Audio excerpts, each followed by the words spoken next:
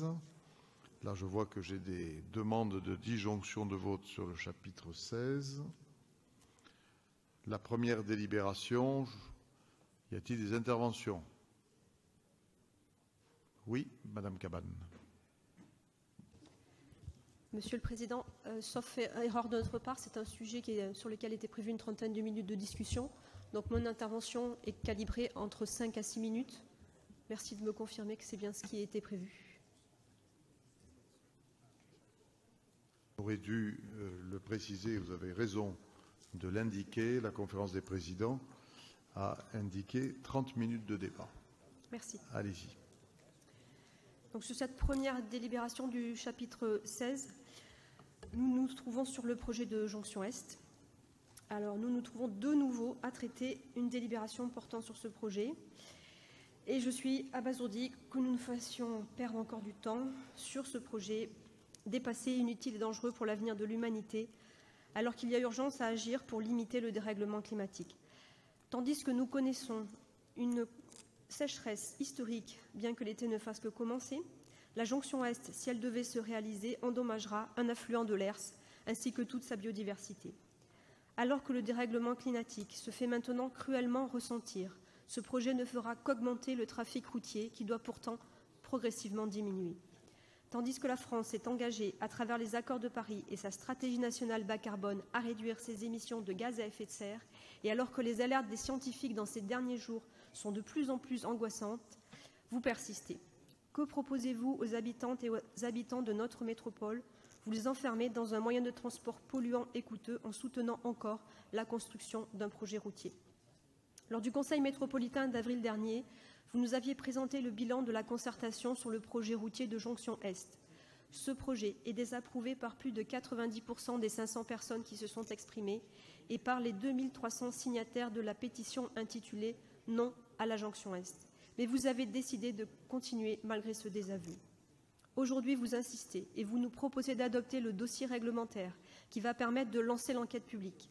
Nous voterons bien entendu contre cette délibération, et ce d'autant plus que nous avons reçu les plus de 2600 pages de dossier une semaine avant ce Conseil, alors qu'il nous avait été dit en commission voirie que nous l'aurions au moins 15 jours avant.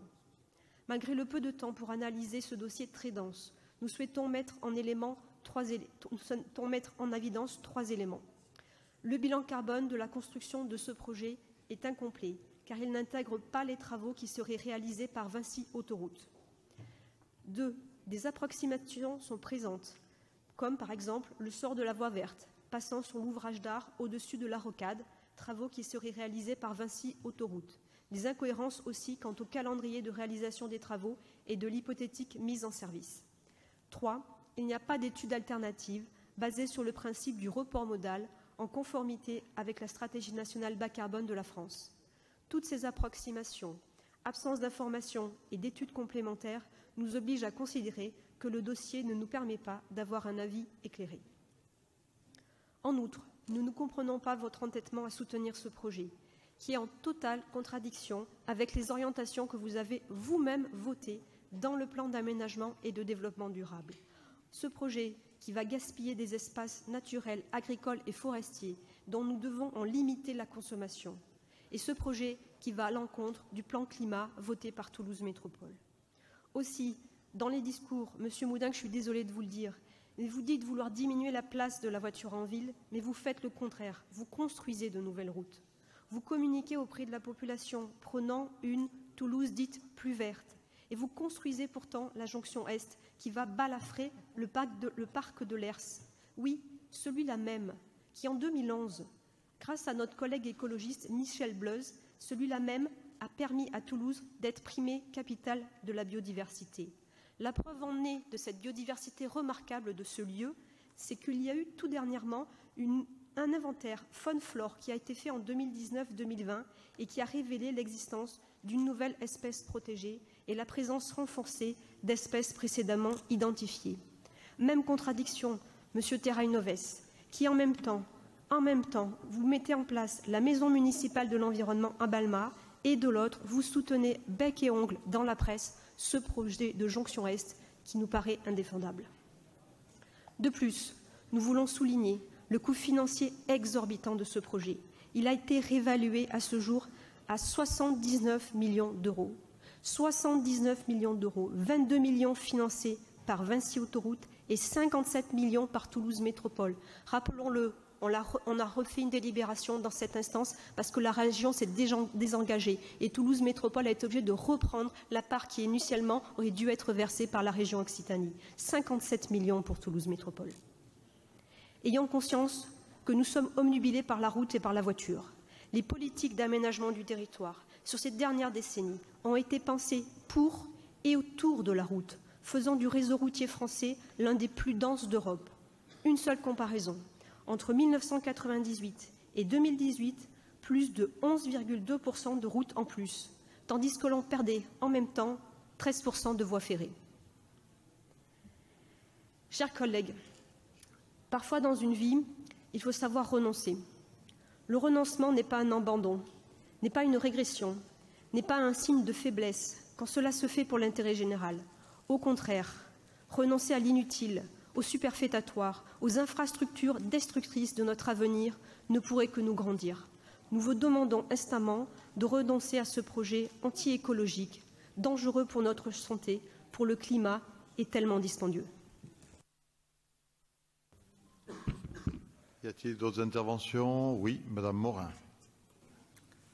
Alors, Monsieur le Président et chers collègues, en préalable, je rejoins et soutiens, enfin nous rejoignons et soutenons pleinement le propos de notre collègue Hélène Cabane. C'est pourquoi nous demandons aussi un report du vote de la délibération afin de respecter les élus et les principes démocratiques du débat contradictoire. En effet, nous n'avons pas eu le temps nécessaire pour étudier correctement et complètement l'intégralité du dossier. Le dossier présenté en commission était composé d'un document de 92 pages et, comme trop souvent, il était incomplet. Et face aux demandes de plusieurs élus, le président de la commission voirie avait promis d'envoyer au moins 15 jours avant le Conseil le dossier complet de l'enquête publique préalable à la déclaration d'utilité publique de la jonction Est. Hélas, ce dossier ne nous est parvenu que 6 jours avant le Conseil, alors qu'il contient, tenez-vous bien, 46 documents et 2633 pages très techniques. Malgré cela, le document reste encore incomplet. Il manque pas mal de pièces et aussi beaucoup de données avancées ne renvoient pas à leur source. Compte tenu du nombre de documents et de données manquants, les élus ne peuvent se prononcer de manière éclairée sur la délibération. Par exemple, le bilan carbone du projet est incomplet et donc insincère. De plus, le bilan présenté dans le dossier annexé à la délibération se révèle catastrophique pour la phase de réalisation, puis pour celle d'exploitation, alors qu'il est incomplet et donc grandement sous-estimé. Pourtant, c'est une donnée indispensable pour orienter le débat et la décision au regard des enjeux climatiques et des engagements de la stratégie nationale bas carbone. Quant aux hypothèses en matière d'augmentation de la population dans l'Est toulousain, de plus de 44 000 nouveaux habitants, nous demandons depuis longtemps un tableau par quartier et par année, ainsi que les données, qu'elles soient sourcées, afin de permettre leur analyse critique. Quant au volume de trafic, c'est-à-dire le nombre de véhicules par heure et le taux de congestion des voies, ils ne sont pas précisés, ce qui ne permet pas de mesurer l'ampleur des variations de trafic présentées. D'une manière générale, vous produisez des études qui font référence à des éléments d'autres études non fournis, comme par exemple avec l'étude Artelia, qui fait référence à des éléments de l'étude CITEC qui ne sont pas communiqués dans la synthèse de l'étude CITEC. Ça fait 1 an et demi qu'on vous réclame l'étude complète CITEC. Qu'avez-vous à cacher? De même, le bilan carbone du chantier réalisé par Vinci n'est pas pris en compte dans l'étude d'impact. On parle là quand même, pour la phase chantier hors Vinci, d'une empreinte carbone équivalente à celle de 13 000 personnes en 2023, et même chose pour la phase d'exploitation. Comment justifier un tel bilan alors que la métropole est en difficulté pour remplir ses objectifs vis-à-vis de la stratégie nationale bas carbone transport, selon les études de Tisséo qui prévoient une augmentation des gaz à effet de serre de plus 9%, alors que nous devrions baisser de 36% en 2030. Pour la part modale du vélo et dans l'hypothèse de la jonction Est, elle est inférieure à l'actuelle part modale de la métropole et à celle de Toulouse. Pourquoi retenir une part modale si faible? Quant à la part modale des transports en commun, elle reste constante avec ou sans jonction Est en 2030, ce qui n'est pas non plus compatible avec les objectifs climat. En fait, dans cette affaire, il serait nécessaire de renverser la logique en s'interrogeant sur quelle politique et quels moyens seraient nécessaires pour obtenir un report modal de la voiture vers les modes doux et les transports en commun. Nous relevons aussi des incohérences entre les différentes pièces produites et une réduction importante et non justifiée de la phase travaux. En effet, l'enquête intervient plus tard que ce qu'elle était indiquée initialement. Les travaux commencent donc aussi plus tard, mais ça se termine toujours fin 2028. Alors, est-ce destiné à maintenir la date de mise à disposition de l'infrastructure, et ceci de manière totalement artificielle et mensongère? De plus, l'estimation des dépenses fait ressortir une augmentation de 30% des coûts par rapport aux données de la convention entre Toulouse Métropole et Vinci. La réactualisation après la concertation fait peser un doute sur la sincérité des éléments produits. Les modalités de financement par Vinci Autoroute restent opaques et juridiquement mal établies. Enfin, la jonction Est n'a aucun impact sur les gaz à effet de serre, alors que sa réalisation va, elle, en produire d'énormes quantités, le tout ne respectant pas les objectifs de la stratégie nationale bas carbone. Il est aussi important de rappeler que 94% des personnes concertées ont donné un avis défavorable sur ce projet, qui date d'une époque où il était encore à la mode de promouvoir et de favoriser le transport routier. En plus, c'est bien de faire un nouvel échangeur, mais à quoi ça sert qu'il débouche sur une rocade saturée et encombrée? Ça ne fait que rajouter du trafic, alors que les moyens colossaux mis pour desservir la clinique de la Croix-du-Sud seraient largement mieux utilisés pour réaliser de toute urgence les voies en site propre et les pistes cyclables nécessaires sur la route de Revel. Et surtout, ce qu'il manque aujourd'hui, c'est une passerelle mode doux à la place de cette jonction Est. Vous avez décidément plusieurs métros de retard. Et encore une fois, vous misez sur le fait que la crise climatique va d'abord impacter les plus fragiles et les plus défavorisés, et que les gens comme vous sauront tirer leur épingle du jeu. Et vous continuez dans la croyance que la technologie saura vous prémunir des effets du dérèglement climatique. Un jour, vos enfants et vos petits-enfants vous demanderont des comptes, mais au rythme de vos projets écocidaires, il sera trop tard. Merci. Grégoire Carnero va vous donner des éléments de réponse. Écoutez, la technique n'est pas mauvaise. Hein. D'abord, tableau apocalyptique, ensuite, tentative culpabilisation, et puis ce que j'appelle redite en permanence. Quel que soit le nombre de documents qu'on mettrait à votre disposition, ça ne changerait pas un iota dans votre position, et vous le savez bien. Alors, qui cache les choses? J'ai ici 2 cartons avec 22 bouquins comme ça. Certains un petit peu plus petits. Ils ont été mis à votre disposition 15 jours et nous y avons veillé avant cette séance. Et puis vous avez reçu 5 jours avant, comme il se doit, la version dématérialisée. Je crois que ça, vous l'avez oublié, mais peut-être ne saviez-vous pas, parce que vous n'êtes pas renseigné, qu'il existait ce document à disposition 15 jours avant. Sur le fond, vous dites la voiture, il y en aura toujours plus. C'est un peu vrai, mais c'est très faux. C'est un peu vrai parce qu'il va y avoir de nouveaux habitants. Évidemment, ça dépend des projections, mais moi je fais confiance au service, à la UAT, qui nous donne une population qui passerait de 70 800 habitants à 115 000 en 2030, avec une évolution des emplois qui passerait de 59 000 à 75 000. Bien sûr, on n'est pas à 5% près. C'est un ordre de grandeur, mais ce sont des experts de la prospective et ils connaissent les sujets. Donc faisons-leur confiance. Sur votre position, elle est respectable. Mais vous n'avez pas le droit de dire qu'on cache des choses. Ce que vous essayez de cacher, c'est votre opposition systématique, je dirais. Et presque, j'ai un mot qui me vient à l'esprit, mais je ne le prononcerai pas, mais en tout cas extrêmement forte, votre position de rejet de cette jonction Est. Alors, on va se livrer à un petit calcul. On va regarder ce que représente l'investissement qui est mis sur les modes doux. Le rêve 10. Réseau vélo. Le réseau vélo, 11. Le Linéo, 2 autres Linéos, qui sont le 1 et le 9. Tout cela représente un investissement pendant cette mandature de 21 millions. Sur la jonction Est, on en met 17 pendant la même période.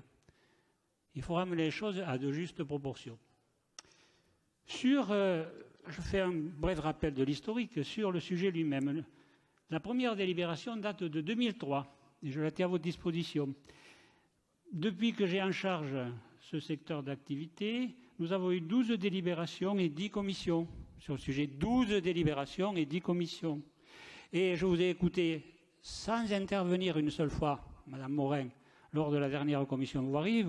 J'ai décompté à peu près entre 3/4 d'heure et 1 heure d'intervention.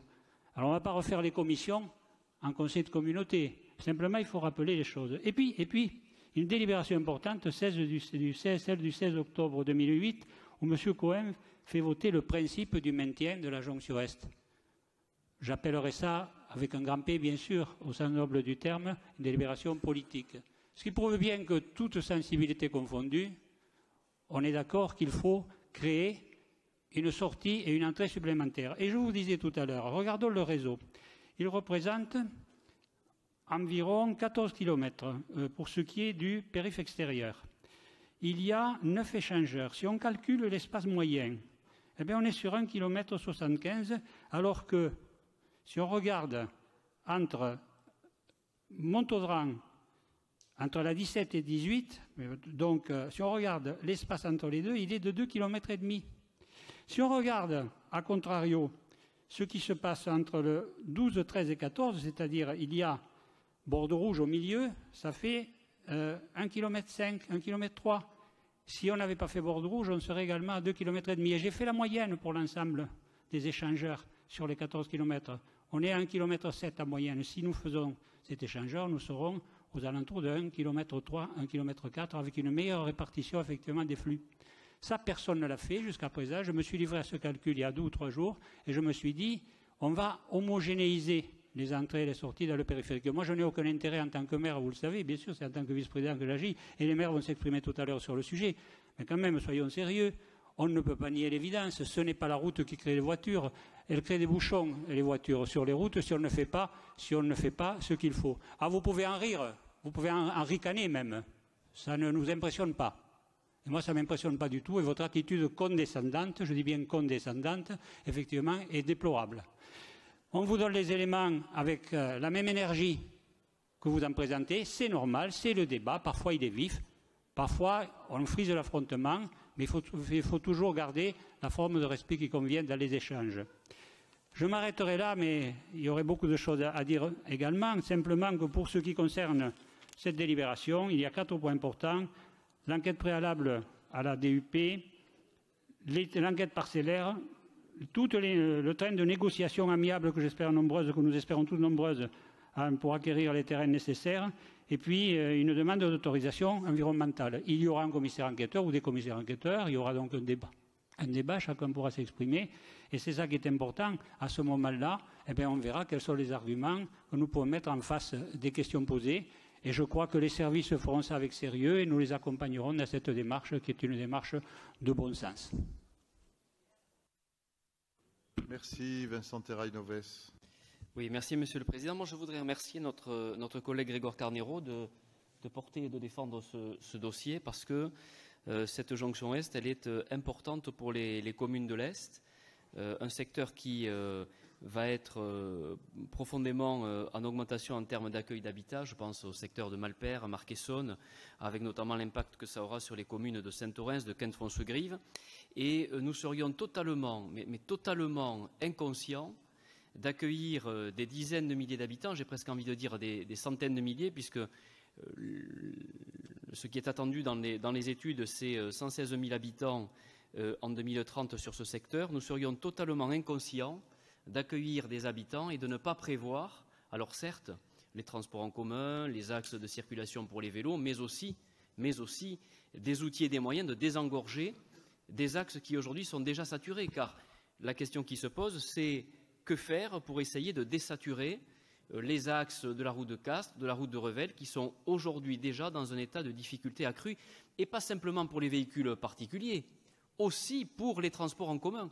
Je pense notamment à la ligne Linéo 1 que je connais bien, qui se retrouve à un moment donné dans un flux de circulation qui bloque l'efficacité de ce service à haut niveau de performance. Et donc, c'est la raison pour laquelle la jonction Est, elle est attendue aussi pour améliorer la multimodalité et notamment les linéos 1, 7, 9, 12 qui seront plus efficaces parce qu'on pourra notamment sur la route de Revel et la route de Castres dégager des emprises pour permettre une meilleure circulation des transports en commun mais aussi des modes doux. Donc cette jonction, elle est attendue pour cela. Elle n'empêche pas la métropole, à côté de cela, de mener le développement des transports en commun. On peut citer Téléo, on peut citer la 3e ligne de métro, on peut citer les Linéos avec 2 nouvelles lignes de Linéo qui seront mises en œuvre prochainement. On peut citer les 80 millions d'euros entre 2021 et 2026 au service du plan cyclable. Bref, on ne fait pas que de la route, on fait de la multimodalité et c'est très important pour décongestionner ce territoire qui aujourd'hui en a bien besoin. Enfin, vous avez cité et brandi, les 2 oratrices, mesdames, le sujet de la concertation. Si la jonction Est était si inquiétante et si préoccupante pour les habitants, l'étude, c'est un périmètre de 70 000 habitants. L'étude, elle porte sur ce périmètre de 70 000 habitants. Si elle était si importante pour tous les habitants et si elle était si dangereuse, si dépassée, comme le disait Madame Cabane tout à l'heure dans ses propos, eh bien, plus de personnes se seraient mobilisées. Or, lors de la concertation de 2022, on constate que moins de personnes se sont mobilisées qu'en 2016, paradoxalement. En 2016, 567 personnes se sont exprimées dans le cadre de la concertation. En 2022, 491 personnes, c'est-à-dire moins qu'en 2016. Alors que, comme vous l'avez dit, les sujets climatiques, le défi environnemental sont aujourd'hui une des préoccupations principales de nos habitantes et de nos habitants, de nos concitoyennes et de nos concitoyens. Donc si ce sujet était un sujet vraiment préoccupant en termes de climat, je pense qu'ils se seraient mobilisés. Or, ils sont moins nombreux. Sur le site, je participe, parce que vous allez peut-être me dire, mais la concertation, c'est moins de 500 personnes, mais il y a le site, je participe. Le site, je participe, 10 900 vues pendant la concertation. 10 900 vues. Contribution 338. C'est-à-dire moins de 3% des personnes qui sont allées sur le site pour se renseigner sur la concertation et sur le projet ont décidé de mettre une contribution. Et enfin, si je regarde ces contributeurs à l'échelle de l'aire urbaine qui est prise dans le cadre de l'étude, soit 70 800 habitants, eh bien, les 372 personnes qui se sont exprimées dans la concertation contre le projet, ça représente 0,5% des gens qui sont concernés dans cette étude.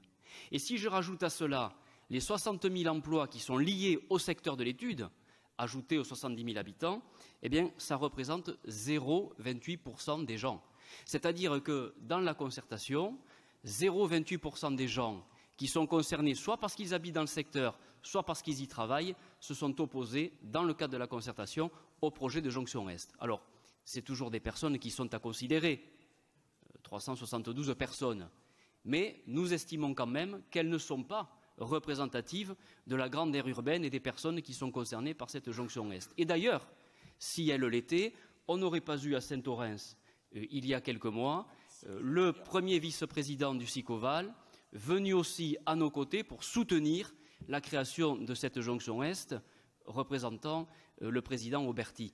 Parce que l'aire urbaine de cette jonction Est, elle est bien plus large que notre simple métropole. Elle est attendue aussi du côté des communes de l'Est qui ont du mal justement à rejoindre, que ce soit par les transports en commun, par les modes doux ou par les voitures, le secteur d'activité de notre métropole toulousaine. Voilà donc pourquoi je pense qu'il est très important que nous mettions en œuvre, enfin, nous en parlons depuis les années 2000, Grégoire Carnero a cité tout à l'heure Pierre Cohen, je peux citer mon prédécesseur Alain Fiola qui l'a initié dans les années 2000.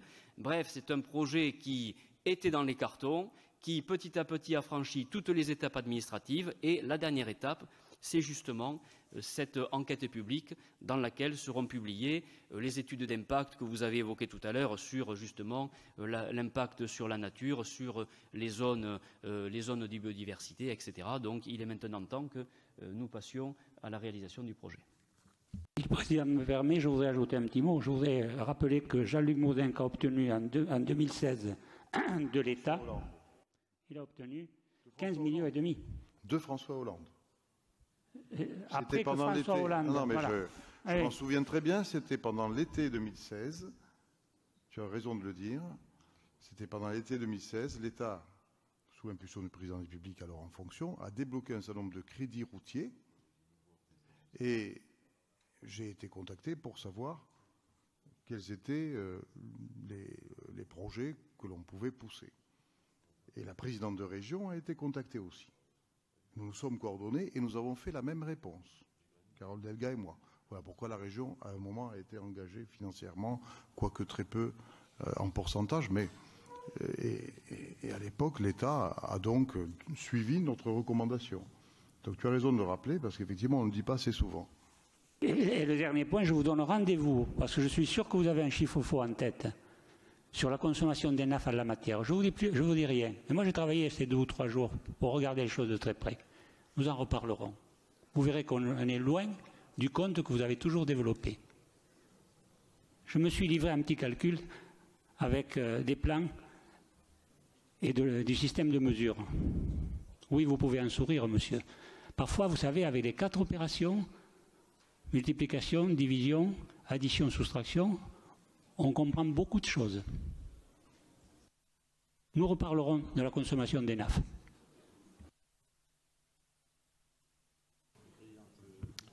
Monsieur Joppe. Oui. Successeur de Dominique Faure, je voudrais quand même simplement rappeler, au-delà du fait que l'essentiel a été dit, chiffre en main, et rappelé par Vincent, je voudrais rappeler que une jonction, ce n'est pas forcément un entonnoir vers Toulouse pour permettre de saturer Toulouse. Une jonction, ça a 2 côtés. Et oublier, semble-t-il, l'ensemble des gens qui habitent du côté extérieur du boulevard périphérique, c'est faire preuve parfois de bien peu de solidarité. Parce que les habitants du Lauragais, au premier rang duquel nous sommes, que ce soit Balma, que ce soit beaucoup de nos camarades de Kent, etc., et qu'ils soient du Sicoval également, étaient à nos côtés lorsque nous avons fait la conférence de presse. Et je crois que de temps en temps, il faut regarder ailleurs que dans son précaré.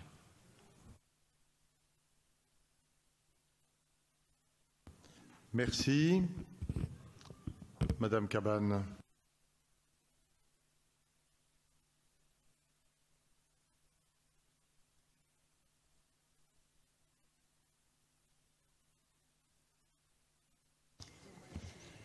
Merci. Monsieur Carnero, sur l'exemplaire, nous n'avons pas été au courant, donc il doit y avoir un loupé. Donc nous n'avons pas eu l'information comme quoi le document était en format papier, que nous aurions pu le retirer 15 jours à l'avance, comme cela avait été défini en commission voirie. Comme d'habitude, en général, nous avons un message qui nous en avertit, ça n'a pas été fait. Ensuite, deuxième point. Ça a été fait, madame. Excusez-moi, j'ai la parole. Deuxième point, sur l'opposition Jonction-Est, vous dites, vous avez un avis, et nous, on en a un autre, et on n'est pas d'accord. Mais je crois que c'est là, en fait, où est la problématique. Vous avez un avis. Nous, ce n'est pas un avis qu'on a. Ce n'est pas un avis. Hein. Nous, on regarde ce que nous disent les scientifiques sur leurs connaissances actuelles en l'état des choses. On ne peut plus artificialiser, on ne peut plus bétonner, on ne peut plus faire ce genre de projet dont on ne sait absolument pas, enfin, si on sait justement les conséquences, mais dont on sait que ça participe aux difficultés que l'on a aujourd'hui de sécheresse, de perte de biodiversité, de dérèglement climatique, d'artificialisation des sols. Qu'allez-vous dire aux gens quand ils vont être inondés avec les orages qu'on a eu ces derniers jours? Ce sont des réalités aujourd'hui qu'on vit dans nos villes, parce qu'on met du bitume partout. Il faut faire le lien. Je suis désolée, ça nous oblige tous à travailler différemment et à changer notre logiciel. C'est vrai, c'est compliqué, parce qu'on a tout le temps fait comme ça, et parce qu'on sait que c'est facile de donner comme réponse à nos populations, mais c'est engorgé, on va mettre des routes. Et quand en conclusion vous dites, ce n'est pas une route qui crée des embouteillages et qui crée plus de voitures, mais si, regardez les études, c'est ce qu'on appelle les études du trafic induit. Je vous invite à regarder ce que disent les sciences humaines et sociales sur ça. Il y a des études qui ont été faites aux États-Unis, où vous avez des échangeurs qui passent de 3 à 4 voies, à 5 voies, à 6 voies, et dès les années qui suivent, ils sont embouteillés, et toujours embouteillés, et réembouteillés. Plus vous mettez de routes, plus vous avez de voitures. C'est prouvé scientifiquement. Ce n'est pas l'avis de Madame Cabane, ce n'est pas l'avis des écologistes. C'est des études et des scientifiques qui travaillent là-dessus. On se base sur ça, nous, pour porter notre proposition. Ce n'est pas une idée comme ça qui vient de l'esprit. Un matin, on s'est levé, on s'est dit, tiens, nous, élus écologistes à Toulouse Métropole, on va faire un combat. La jonction Est, c'est non, non, non et non. Ce qu'on porte, c'est étayé, c'est réfléchi. On se base sur des réalités. On ne peut plus faire ce genre de projet aujourd'hui en 2023. Je suis désolée de vous le dire, ce n'est pas possible. Ensuite, vous revenez encore sur une première délibération qui date de 2003 en disant « Regardez, toute majorité confondue, on était d'accord ». 16 octobre 2008, pardon, pas 2003, 16 octobre 2008, sous la mandature de M. Cohen, sur cette fameuse délibération. Tout le monde a voté pour. Il y a un certain nombre de personnes qui ont voté contre. Je les cite. Belobre, Bleuze, Charles, Copé, Guaran, Maurice, Valadier. Tous des élus écologistes. Vous pouvez vérifier toutes les délibérations. Je l'ai fait moi-même ce travail. Depuis qu'on parle de ce projet, tous les écologistes, sur toutes les délibérations, ont voté contre ce projet.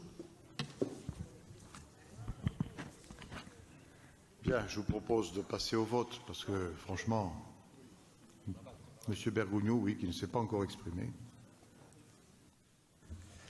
Merci, Monsieur le Président. Chers collègues, je ne rentrerai pas dans les débats qui consistent à craindre l'aspiration ou non de véhicules avec toute la problématique écologique que cela peut poser, que je respecte totalement. Cependant, je ne souhaite pas m'opposer à cette opération et je veux un peu exprimer pourquoi avec des propos bassement pragmatiques. La raison est très simple. Ce que j'imagine, en fait, c'est d'éviter que se produise à l'Est ce que nous vivons depuis plusieurs décennies au Nord. Au Nord, croyez-moi, c'est l'enfer. En termes, je dirais, de déplacement, en termes, je dirais, de franchissement de la Garonne, puisque ça doit passer par Gagnac, je suis bien passé pour vous en parler, on a, au niveau de nos communes du Nord, une situation qui est vraiment catastrophique. Et ce que je ne voudrais pas qu'il arrive, c'est que la même chose se produise à l'Est, effectivement, parce que c'est effectivement ce qui nous attend si nous ne faisons rien. Alors, voilà. Pour la position effectivement de notre groupe et je pense effectivement de la position de pas mal d'élus des communes du Nord, on est dans cette situation-là. Alors, si ce qui est prévu à l'Est permet effectivement de ne pas en arriver à la situation que nous vivons aujourd'hui, donc au Nord, c'est quelque chose qui sera peut-être pas si mauvais que ça. Bon, il vaut mieux effectivement, comme je dis, prévenir que guérir, d'où le positionnement de notre groupe. Mais attention, ce que je voulais également rajouter, c'est que prévenons à l'Est, certes, mais il faut aussi guérir le Nord. Et ça, c'est quelque chose qu'il ne faut pas oublier. Alors, il y a de mauvaises langues ces derniers temps qui commencent à dire que finalement, le projet de nouveau traversée de la Garonne au nord et de contournement de Seille pourrait avoir du plomb dans l'aile parce que consommation d'ENAF et tout et tout. Oula. J'ose espérer effectivement que ce ne sont que de fausses rumeurs et je remercie le vice-président Cardero de me le confirmer juste après mes propos, de manière à ce qu'on ait effectivement ce travail qui se continue comme nous l'avons déjà entamé. Vincent tout à l'heure parlait effectivement d'un projet à l'Est qui date de 20 ans. Je crois que le pont au nord de notre métropole, ça fait 40 ans, je pense qu'on en parle également. Donc je voulais effectivement revenir sur ça, dire, et je le répète, c'est important, que effectivement ce qui nous arrive au nord, on le vit. Ceux qui, en tout début de ce mandat, ont voté contre la traversée de la Garonne, plus au nord, qu'ils viennent sur le coup de 7h30, 8h à Gagnac-sur-Garonne, ils n'oseront pas mettre les pieds sur le pont, tellement que c'est l'enfer, tellement qu'on n'y respire pas, et tellement que les voitures font la queue jusqu'à les communes qui sont aux alentours. Donc attention, je suis d'accord et je comprends les propos qui ont été tenus en termes de préservation de notre planète, mais à côté de ça, il faut savoir que les habitudes sont effectivement parfois dures à changer et je ne suis pas certain que d'interdire aux gens d'utiliser leur véhicule soit la meilleure façon d'éviter les bouchons et d'éviter tout le CO2 et toutes les problématiques qui peuvent se poser lorsqu'on se retrouve dans ces situations-là. Voilà. Je tenais à insister sur ça, donc je le répète, oui, prévenons effectivement l'engorgement de l'Est, mais surtout guérissons au plus vite l'engorgement du Nord. Merci. Je peux, Président, confirmer? Oui. Le franchissement Nord, on va commencer les ateliers dans les prochains jours, vous le savez. Donc ce n'est pas un projet chimère. Pour ce qui est du pont de Gagnac, en septembre, il y aura une nouvelle réunion. Nous attendons les retours d'études parce que vous savez que l'injection de ciment dans les gaines a posé problème et interpelle sur la fiabilité de la méthode utilisée, alors que le bureau d'études nous avait dit oui, c'est tout à fait robuste. Ça. Moi, j'avais un doute. Cette injection me paraissait douteuse, très sincèrement. À l'évidence, ça ne marche pas. Donc, il faut relancer un complément d'études. Oui, on fera également un itinéraire qui ne sera pas le boulevard urbain nord, mais on fera un itinéraire. Et j'ai un rendez-vous avec un maire du Nord où effectivement il faut regarder les choses de très près, de façon à ce qu'on puisse, en utilisant l'existant dans des conditions environnementales de très bonne qualité, qu'on puisse désengorger ce secteur. Parce que tu as raison, il est engorgé, mais c'est peut-être aussi la rançon du succès, parce que si nous avons une métropole qui est attractive, ben, ce n'est pas par hasard, mais en même temps, eh bien, nous avons, je dirais, l'obligation de nous adapter, et forcément, on ne va pas aller à la même vitesse que le développement démographique, parce que le vrai problème, mais c'est un autre débat, il est démographique et il est dans le mouvement de population intérieur à l'Hexagone. Mais c'est un autre problème, c'est un autre sujet. Nous sommes là pour nous adapter. La prévision, la marge de prévision que nous avons, elle est relativement faible. En tout cas, prévision volontariste qui pourrait modifier les situations. Donc nous sommes, pour une grande partie, obligés de nous adapter. Alors je te confirme que le Nord ne sera pas oublié, puisque on engage toutes les forces, et le Président m'a demandé d'ailleurs, nous avons une rencontre très prochainement sur ce sujet, m'a demandé de redoubler, pas de vigilance, mais d'activité dans ce domaine. Bon, je crois qu'on ne sera pas d'accord. Non, mais je vais vous donner la parole, hein, bien évidemment, mais simplement, je crois que maintenant, il faut aller vers la conclusion de ce débat, qui est toujours le même, hein, d'ailleurs, et qui, de toute façon, ne peut pas aboutir à une convergence unanime de notre Assemblée, nous le savons bien. Hein. C'est normal de respecter les expressions, les arguments, j'y veille. À un moment, il faut tout de même avancer, on a bien d'autres délibérations, vous avez déposé un nombre incalculable de vœux, hein, donc si vous voulez qu'on les examine un petit peu avant minuit, ça serait bien qu'on avance. Voilà. Donc la parole à Monsieur Le Texier.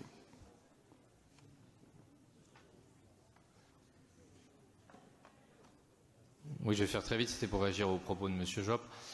Sachez que quand on considère le projet, on prend bien entendu en compte les communes qui sont aux alentours de Toulouse. Et c'est justement pour éviter la fausse promesse d'une amélioration des conditions, et j'entends ce que dit M. Bergogneau sur la situation au nord également, il faut arrêter de vendre des choses aux habitants qui n'arriveront pas. M. Carnero, je rejoins Mme Cabane, il y a des études scientifiques très claires, c'est la théorie de l'élasticité de la demande en économie qui a été appliquée, ça a été démontré.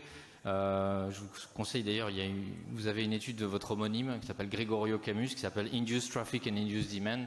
Maintenant, il y a une très large littérature scientifique. On peut citer Houston aussi avec la Cathy Freeway, qui sont à 26 voies embouteillées.